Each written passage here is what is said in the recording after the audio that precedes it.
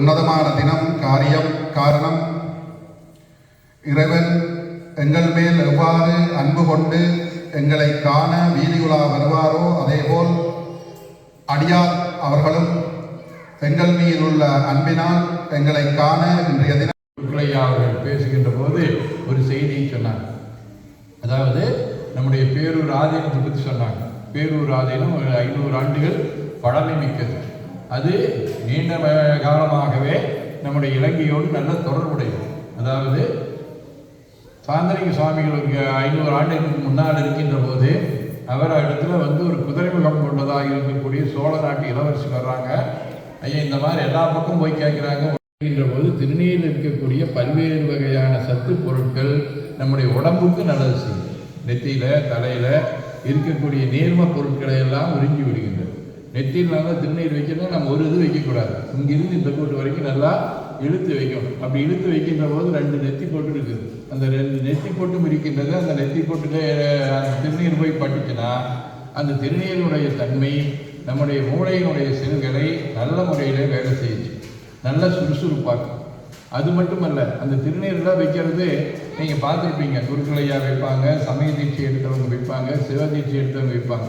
எங்கெங்கெல்லாம் வைக்கிறதுன்னு இருக்குது. நம்முடைய உடம்புல எங்கெங்கெல்லாம் ஜாயிண்ட் இருக்குதோ அந்த மாதிரி இருக்கக்கூடிய இடத்துக்கள, மூட்டுகள் இருக்கக்கூடிய இடத்துலலாம் கொண்டு போய் திருநீர் வைப்பாங்க. ஏன்னா அந்த திருநீரை வைக்கின்ற போது அந்த மூட்டுகளெல்லாம் நல்ல முறையிலே செயல்படுகின்றன. இது உடம்பு நலத்துக்காக இருக்கக்கூடிய.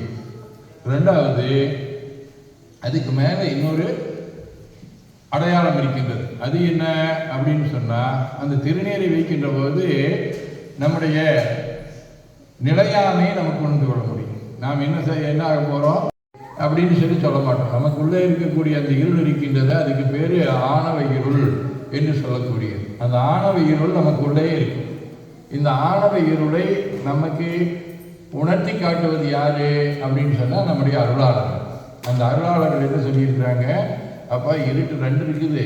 வெளியில் இருக்கக்கூடிய இருளுக்கு பேர் புற இருள், உள்ளத்துக்குள்ளே இருக்கக்கூடிய இருளுக்கு பேர் அக இருள். இந்த அக இருள் வேற, புற இருள் வேற. புற இருள் தன்னை காட்டும், நாம் காண வேண்டிய பொருளை காட்டாது. அக இருள் தன்னையும் காட்டாது, நாம் காண வேண்டிய பொருளையும் காட்டாது. மலசிலம்படி வாழ்த்தி வணங்குவாம்.